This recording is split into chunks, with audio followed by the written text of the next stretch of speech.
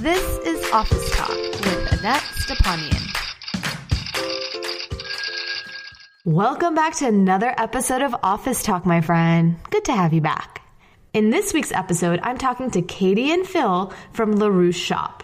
Rousse Shoppe sells boutique packaging products such as glass photo boxes and USB drives to professional photographers and other folks like you and me. But it's not just their beautiful products that I want to talk about. They're actually both photographers, and a few years ago, Katie came up with this idea to have these beautiful glass boxes for photos, and since then, she and Phil have built this business into a six-figure e-commerce company. By being able to utilize systems and automation, both of these folks have been able to design a business and life on their terms. One of the reasons I wanted to have Katie and Phil on is because I think they're really great examples of how we can create systems in our business to give us that flexibility that we so want. I know so many of you guys are feeling overwhelmed with your business. You're doing so much and you're working crazy hours. Now, with the new year coming up, this is a great time to sit down and reflect and think about how you might design your business in the coming year so that you have some of those systems in place, and hopefully those systems will allow you some more flexibility and time. And we talk about some really great resources that you might want to check out on your way to getting there. So with that said, let's go to the show. Hey guys, thank you so much for coming on the show with me today. You're welcome. Yes. Thank you for having us. Excited to be here. Well, I'm excited because this is my first two-on-one interview. I've never interviewed two people at the same time, so you're going to be flexing my interviewing muscles here. So, keep you on your toes. Yeah, keep me on my toes, right? So before we dive in, I always love to bring our listeners up to speed about who you are and what you do. So Katie, why don't you start us off? Sure. I am a wedding and portrait photographer based in Los Angeles, and I think it's coming up on 3 years, I started this company called Rousse Shoppe, which is basically sells glass photo boxes and other really pretty packaging materials for photographers. And I kind of started it after a need for something that I wanted for my own photography business, and then it kind of grew from there. Awesome. And Phil? I'm also a photographer from Santa Barbara, but I live in New York City now. And I try to support Katie in all her endeavors as much as I can. Is that your official job title? Yeah. Yeah. It's on your business card. Uh-huh. Chief Supporting Officer. Yeah. I kind of came into this business with Katie a few months after she started. And I convinced her to make me her partner. And I'm kind of like the big ideas guy and maybe the people connector. Uh-huh. And she's I would call her creative control, creative director / quality control person. So is that the connection between you guys? You guys are business partners and friends? Yeah. Okay. Oh, yeah. So Okay. for friends first, I was mentoring her a little bit in photography. And then she told me about this side project she had. And I thought it sounded amazing. And I really wanted to kind of play business with her. And so we've been official business partners for, I think, 2.5 years now, Katie? Yeah, it was April 2015. There you go. That's we awesome. Connected. And you guys are still talking to each other. Yeah, I think we're a really good team because we have opposite strengths, and like what Phil just said, we kind of focus on different things, and we're a good team. That's really important because I think a lot of people, when they think about getting into a partnership, it's like, oh, I want to start a business with my best friend. And they don't think about, are we going to get along? Who's going to do what? And I think the idea, the fact that you guys each have different strengths and you complement each other is really, really important. We do push back against each other for different stuff, but it works. I think there's a mutual respect, which really helps. Either make or break business, I think, sometimes. Yeah. And I've seen so many people get into business together, and then the business is thriving, but their relationship isn't. And so then they have to either they want to leave and stuff. So I'm glad to hear that you guys have figured that out, and it's business. It also helps we're on separate coasts. Yeah, that's true. The reason why I wanted to talk to you guys is because this show is really about designing both a business and a life on your own terms, and how we can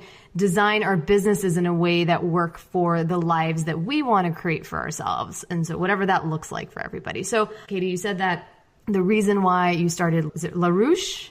right?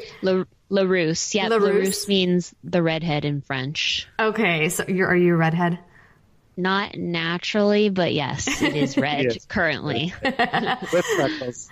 So you started this business because you saw a need in the market. You saw something an itch you needed to scratch for yourself in terms of like you wanted something for your business. But from my understanding, it's also kind of led into, designing a business and a life that is on your terms. It's given you a lot of flexibility. So can you take me back to like first few months when you're thinking about launching this? Like, what did that look like for you? Because you're a service-based business, but then now you're entering a product-based business. What were some of the challenges, or maybe there weren't any, that you went through in kind of adding this new revenue stream for yourself? Phil, where would you start out this story? Like the Money Pillow podcast and like getting inspired by passive income, or? Yeah, exactly. Katie was listening to a podcast that mentioned, passive income ideas, and a few of the people on there were talking about Alibaba. And I don't know what your original motive, Katie, was, but I've always wanted to be able to create my first salary, which was $3,000 a month. I've always wanted to be able to recreate that in passive income. Mm-hmm. So I saw what Katie was doing as kind of an interesting opportunity to make that possible. I think, so going back to before we were doing photography, both of us were teachers.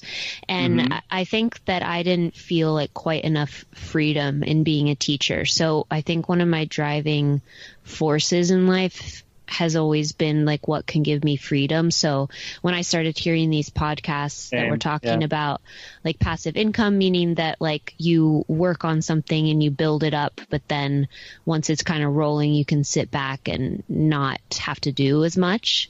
So that idea kind of spoke to me because my mind, went off in thinking I could work from anywhere. We both really love traveling. So I think that is a big motivator in that, as long as I have my computer with me, I can kind of work from anywhere on this Rousse shop business. So I think that was, I'll wake up in the morning and have text message notifications saying that we made a sale while I was sleeping. So that... Or 5 sales. Yeah, that's true. If we have some crazy sale going on, sometimes people go nuts on that. Yeah, I think that's really what motivates me, is the idea of freedom. Mm-hmm. Yeah, the idea of not trading hours for dollars, right? Yeah. I mean, I'm going to push back a little bit. I don't really think there's ever truly a passive revenue stream, really. I think it still takes effort. It still takes marketing. And I think it's a little bit of a misnomer that I see being used in, just the communities that we're all in. It still takes work, but the idea of to oil the machine, right? Yeah. And the idea that you don't have to have a client and you're not doing kind of one-on-one work. And I know as photographers, it takes so much time because you have the shoots, you have the editing and post-production, all that stuff, right? And that you can create something once and then constantly resell it. Maybe you can clarify something for me. So as a product-based business, though, in my mind, I feel like you don't have the freedom because you have to be shipping out orders. You have to be doing all these things. Is it that you guys have set it up so it's all being done for you? Yes. Okay. Well, in the beginning, it was more labor intensive in that all of the boxes that we were selling, all the products were stored in my parents' garage. And we had some girls come in and help us pack. Well, originally it was me packing and shipping everything. And then we had some girls come in and help pack and ship stuff. And now we've kind of progressed. I think with any kind of physical product business, you have to be hands-on at the beginning to know how each step works. And then if you can systematize that, as efficiently as possible, anything you do should be able to be passed on to somebody for a certain price. So the shipping part was passed on to Simple Fulfillment in Austin. We started outsourcing a little bit of our customer service to a girl in Orange County. And so that every step of the way, you're right, it does require maintenance, but I think it is possible to buy yourself out of every aspect of a physical business to the point where we could even hire a manager right now to just redo our start purchasing inventory and have access to our bank accounts and do that kind of stuff. And everything is just sort of on a cycle. A lot of my listeners are folks who are doing it all themselves. I like that you guys went into this with that intention of we are not going to spend, all this time, 24 hours a day trying to pack and ship and whatever. We realize we have to do that in the beginning, but it sounds like you guys were very conscientious about creating those systems from day one so that you guys could have that freedom that Katie was speaking of. They were more like born out of necessity, because every time, usually whenever Katie would get like too frustrated or burned out, then it was like, okay, here's a little ad that we can put in Craigslist. We're going to find our girls to ship for you. You know what I mean? Awesome. Like that was sort of, every time it became like too much pressure, then we bought our way out of the pressure. Yeah, that's awesome. I mean, there's some really great books that I've mentioned before on the show, like The E-Myth Revisited. I don't know. Did you guys recently watch that movie about McDonald's? What was it called? Yeah. The McDonald's Founder. Founder. Yeah. Did you see that? I did. I didn't watch it. Is it good, Phil? It's kind of intense. Really? But yeah, it's good. I liked it because, I mean, I think it goes back to, just even the original founders, how they systematized everything, but then how it all evolved. I mean, I don't want to give it away, but I think it was a really great movie on a lot of different levels. But one of how do you create a business that can be duplicated easily with management and oversight, but you can duplicate it regardless of where you are, where you're located and all that stuff. So, and also destroy your competition in the process. Yeah. The side part of it.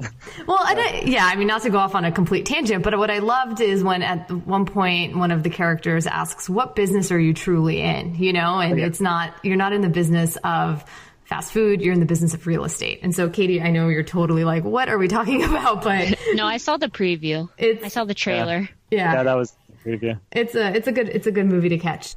So what? But we're not even in the business of glass boxes. We're in the business of like packaging, basically, and like just, you know what I mean. So that's really what it is, or helping people make their memories come to life. It's a little bit more in that realm. Yeah. So who can buy these things? Are you selling mostly to photographers? Are they like someone like me who might want to give a gift? Who's your target market here?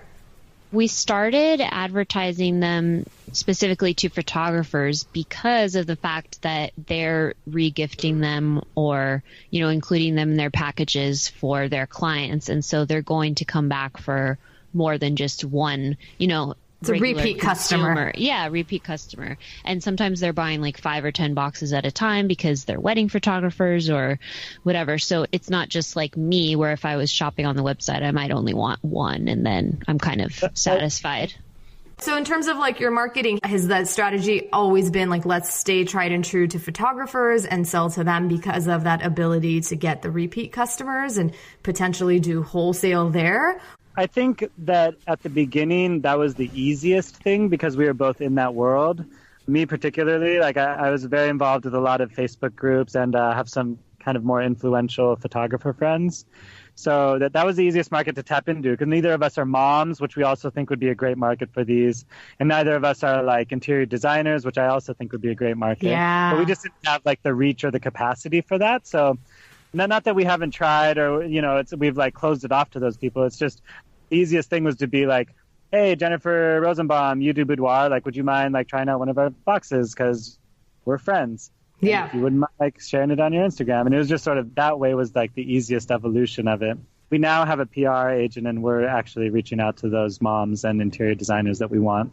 It's a product-based business. So much of it, you have to just get your product out there for people to use, for people to interact with, for other people to see and talk about. And I think for my product-based listeners here, sometimes I know the cost of it can seem kind of like, what, I have to give product away for free? That's like your merchandise, but you have to think of it almost like as an advertising cost, right? We give away, I think from the beginning we were giving away a lot. And I think that we didn't budget any number in mind, but I think we just knew that was like, well, one, we didn't want to spend money on like advertising or investors or anything. And so we just had boxes that we could give away. And it was kind of easy. Like giving away one box might give us a return of 5 or 10 more boxes in the lifetime of that person. Yeah. And it always felt like a good deal, Yeah. And we still send out probably like 5 or more kind of promo boxes a month of just anyone who seems interested in it and has a bigger following and wants to share, or a lot more of influential photographers. Yeah, influential people. So we still do that and we continue. Not just anyone who seems interested in it.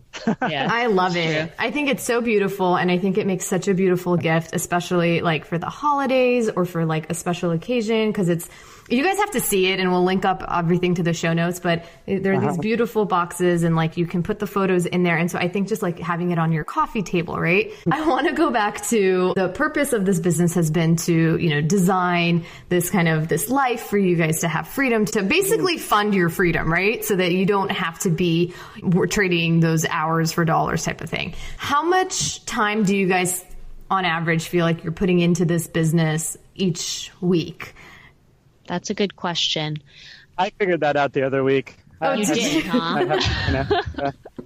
Well, Phil, I have a feeling he would say this anyway, but Phil doesn't put as much weekly time into it as I do.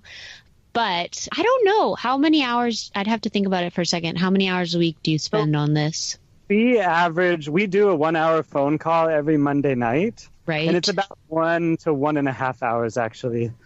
And then I probably put in an extra, between all our texts and messaging and random stuff, maybe 30 minutes extra. So I think I'm at 2 hours a week.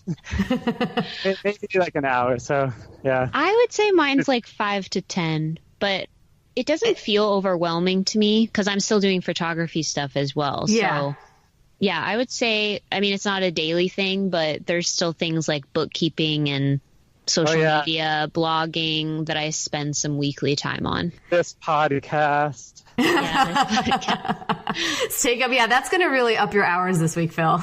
Like doubling my normal. Overtime. You're going into overtime. So even with the 5 to 10 hours a week, that's maybe 1 day out of the week, right? So you still are putting 4 days a month into a business that, you know, I'm not going to get into what it's generating, but it sounds like you said. I'm proud of this. This business is earning over $200,000 a year this year. Oh, wow. So, okay. Amazing. That's amazing. Katie's like quiet. No, I don't mind sharing either.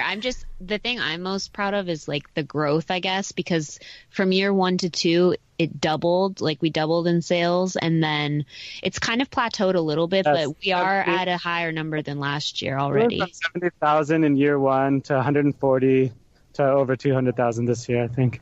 That's amazing. Okay. Yeah. That's amazing. And you've obviously seen like, it's almost like the more you put in that time and that investment up front, and now it's starting to pay off. So what has this now allowed you, this time and this investment that you guys have put in and have built up this business, and hopefully, you know, it's going to continue growing. What has that allowed you guys to do in the, you know, Katie, the 4 days a week, you know, that you're maybe working on your other business, or Phil, the rest of the time what you're doing? Like, what has changed for you guys?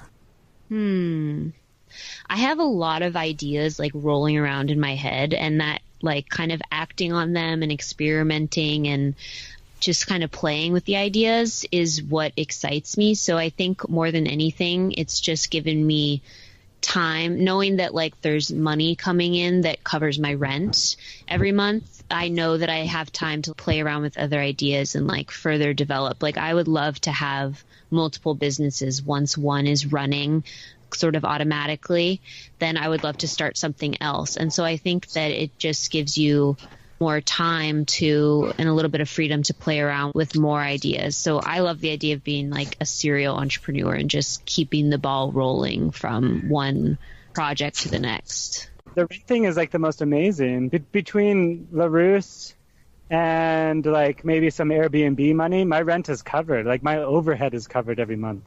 I can really, really breathe easy knowing that I'm not like hustling to get those dollars in and pay my rent and eat my food. Like I'm covered, which is amazing. Yeah. And people always ask me, you know, like, oh, do you miss, you know, working at a law firm, right? Like a corporate job. And, you know, and obviously there are certain things I miss, there are certain things I don't. And, you know, I have to say, like, being an entrepreneur, it is very stressful, and that, you know, every month, like, you don't have that consistency of a paycheck, right? Where, you know, every month it's going to be whatever X dollars. And so that's a huge adjustment. I think that people have to get used to that, like, not having that predictable paycheck coming in. And it can make opportunities like what you have done with your business, like so desirable, to make that investment so that you could have that running in the background.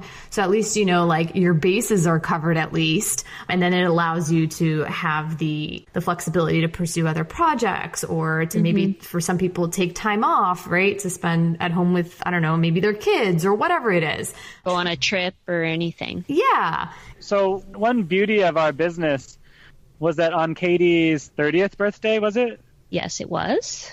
You took a trip to Paris with your mother, and you didn't want to deal with the business at all. So what did you tell me to do? I don't remember. Maybe just take care of everything. Yeah. Sign into our emails and Yeah, just check the emails daily. Here's some responses to some stuff. And that gave you the freedom to go to Paris knowing that you were earning money in the background. Yep. Everything was taken care of. And you were going to still get a check at the end of the month, even though you're gone for a while, right? I was gone for like 12 days. But yes, that was awesome. And then that's truly living the dream sort of passive income life where things are taken care of. Someone competent is covering it. You got a business partner, everything's in place, and you can just go gallivant around Paris. Right. Yeah. Are you guys big Tim Ferriss people? Like, have you read his books or followed him? I mean, that's kind of where it all started for me. I feel like it's not like a very original answer, but that 4-Hour Work Week book, like it just kind of like opened up my mind to like thinking beyond what I thought was, reality. Yeah. What I love about him is that he always challenges assumptions, like why do we do certain things the way we do them? And he kind of tests and he uses himself as a guinea pig to test different things. And I know I'm going to have to link to it, but in his latest book, The Tool of Titans, he has this one chapter. It's very, very short, but it's like the 17 questions he asks himself that has profoundly changed his life. Do you know what I'm talking about, Phil? And I know what you're talking about. I haven't read it yet, but I think I heard him talk about it in a podcast. He's read that chapter on his podcast. And so you can just go and listen to it. And it's just, I go back and I revisit it regularly because it presents these questions what are what would I focus on if I could only work 2 hours a week? For whatever reason, let's say the doctor said, if you work more than 2 hours, you're going to die, right? So what would you, it just kind of challenges your brain. And he talks about how something to the effect of you should be designing systems that you could take maybe 4 to 6 weeks off. And when you come back, you're not putting out fires because 2 weeks is not enough. You can't do enough damage in 2 weeks that you can't fix, but 4 to 6 weeks, you could do a lot of damage. And so the idea of not that you necessarily will go away for 4 to 6 weeks, but if you wanted to, what are those things you have to create and put into place? And so I'm going to link those up in the show notes. We're building that out, actually. So that's great. I mean, we're right exactly in that train of thought. So Phil, where are you going to go when you go away for 4 to 6 weeks? He's going to go to Greece. Oh, geez. I don't know. Right? I only like to travel for 3 weeks at a time, 2 to 3 weeks. But, and I don't like to just shut my computer off. So I always want to be working wherever I am. I don't really like vacation. I just travel. I do have to say, we wanted to go to Iceland. And so this year, using just my payment from Rousse, we pay ourselves a stipend each month. I bought round trip tickets for Katie and I both to take a business partner trip to Iceland for 6 days in a camper van and to float around and eat and everything. It covered pretty much all our expenses. So that was another freedom that we were able to give ourselves because all it's coming straight from the business. That's awesome. And I've heard Iceland's beautiful. So hopefully you're packing your cameras. Yes, always. Oh, yeah. What I love about what you guys have done is the fact that you have not let the business consume you guys, in the sense of your time and your energy, it sounds like. And you guys have been able to separate that a little bit and let go so that it could run not on its own, but you've brought people in to help you. And it sounds like by bringing those people in, it's also flourished, which goes to the point that you can't do it all yourself. And that was probably one of the biggest challenges for me is because I'm like a super control freak and I like everything done how I picture it done in my head. And I kind of probably have this false belief that like I can do it better than other people can do it for me. Yeah. So I really like Phil had to really push me to like just let it go and realize that I don't know if like done is better than perfect applies, but like kind of that idea and like Yeah, I had definitely. to let go of a lot of stuff, and that was really challenging because I don't like the idea of being negatively judged, and like sometimes I feared that if I let it go and like someone else messed up, then like it would be a bad reflection on our company or our product or our customer service.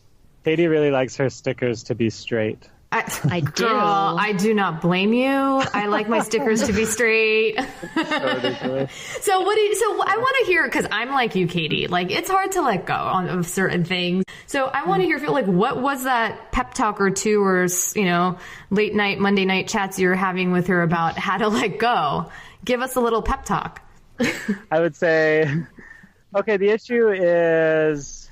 Like packaging or email? Yeah, it's like a packaging thing. I would just say, like, look, if you're going to spend 30 minutes extra on every single box just to make sure that it's, like, dusted off perfectly and the packaging is, like, just so, you're going to multiply that times 100 boxes and you're spending 300 minutes or whatever. Like, you're wasting these hours. We could be paying somebody, you know what I mean? Like, what is 10 extra hours of your life worth to you? Yeah. And we could be paying someone a quarter of that to do it just as good, if not not better, but, like, we can train them to do exactly what you want. And it'll be great. You're going to be great, Katie. This person can definitely do it. You'll be right there next to I would actually tell her this. I would say you're going to be with them for the first week, and you can tell them exactly how you do it every single time. Watch them do it for like 5 or 10 boxes, and then when you trust that they're doing it perfectly, then you can relax. So there's like a little bit of like an ease into it, you know? Yeah, you're living up to your chief supporting officer role right now with that pep talk. Yeah, I think... And I love that you said you need to almost quantify it. And I think sometimes people aren't keeping track of their numbers. I know a lot of product people, when they first start out, like they don't know what their cost of goods is, or like how much time they're putting into packaging and everything that goes into it. And I think it's important to figure out, it doesn't have to be an over orchestrated system, but just kind of very rough numbers, like what is the time you're putting into it? What are the costs of goods sold? How much time does it take you to go to the post office to ship something? And kind of once you're able to like even with your time, even if maybe you're not a product based business and you're a service based business, like what are those tasks that take up so much of your time and what is that return on that investment? And the one thing we just can't duplicate is time, right? And I think it's a nice mental game to play with yourself. Like, I think everyone should know how much they're worth, like at a minimum per hour. I feel like I'm worth about $300 an hour right now doing what I do. And so if any task, like doing my laundry, for example, takes me an hour and a half, like I would rather just pay the guys across the street $20 to do it and fold it for me. Mm-hmm. And it's the best like purchase in the world, so things like that. Oh my! That translates to our business as well. For every single task that we do, is this worth $50 to like spend 10 minutes doing this email? It's hard. And I have a great episode with Katie Hunt where we walk through how to think about these things and like these questions. And it can be hard for some people when they don't have the $50 to spend on somebody to like come watch their kids or whatever. But you just have to kind of attempt it. And the idea is if you're spending the money, hopefully then you're spending that time that it's opening up to create other activities that are going to bring value, whether it's a money-making activity, whether it's just taking a nap. Sometimes don't underestimate the power of a nap. Okay. So going back, so like if you were talking to somebody who was maybe just starting out and is kind of, they're listening to this show, they want to be where you're at in terms of, having this business that's afforded them flexibility. And what are a few other tidbits you might give them, some advice? I would say, if they are wanting to do a product-based business, I don't know if they already have an idea, but I think that if there's anything that you would want for yourself, then it's likely that there's a hole in the market where someone else is going to want that same thing too. And you don't have to come up with a completely new invention either. It could just be a tweak on something that already exists that like you could find room for improvement. And then I think once, you can have ideas all day long, but I think the best thing you could do is like to take action in the sense that you're getting a product sample or some kind of prototype and then getting it up on a website. I think those would be like the first 3 steps is like getting your idea, making it in some way, even if it's just a little rough around the edges, and then getting it up onto a site that, can actually accept orders. Those are the first 3 things that I did. And then it just kind of, taking one step at a time instead of completely getting overwhelmed by, 10 steps down the line, what you're going to do next. Yeah. You have to pretend basically that you're selling this to like one client only. And it doesn't have to, you're not doing like a huge firm or whatever. I would say, to add to what Katie's saying, there's like a few great podcasts out there that'll really help either generate ideas or just give you resources to move forward. And that's like Smart Passive Income, The Money Pillow is another one, and also the Amazing Seller, which tells you how to sell white label stuff on Amazon, which is basically the same thing. We'll link to those in the show notes. And one thing that may seem obvious, but I think what you guys did that was really smart is that you leveraged your services, right? Yes, you guys are photographers immersed in that world, and you created a product that is kind of an offshoot of it. So you didn't go and start like a cupcake business or whatever that is like completely different. So there's a synergy between them.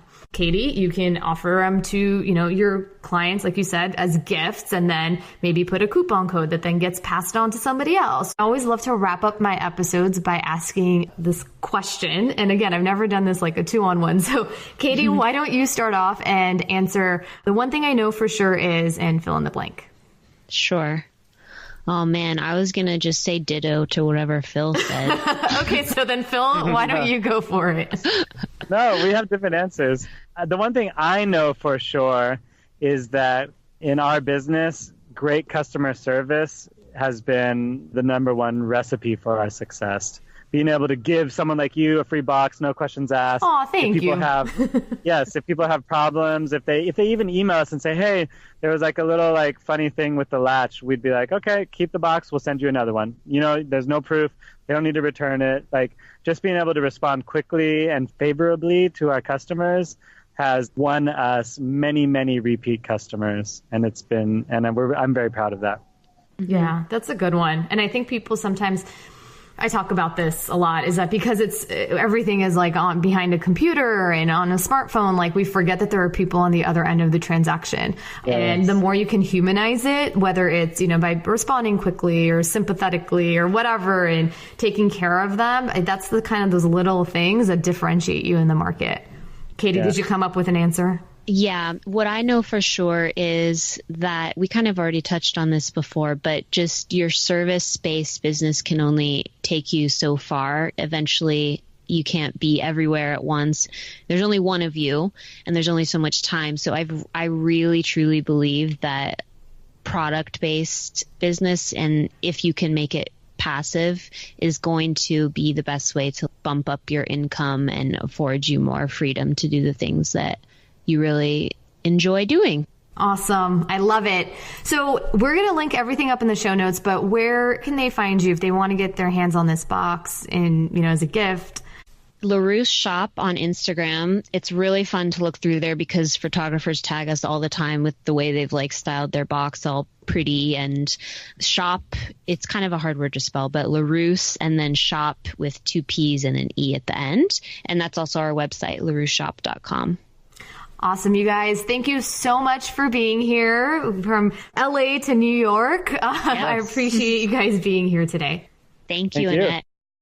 There you have it, my friend. If you are still looking for a last-minute gift for the holidays for your loved ones, definitely check out Rousse shop.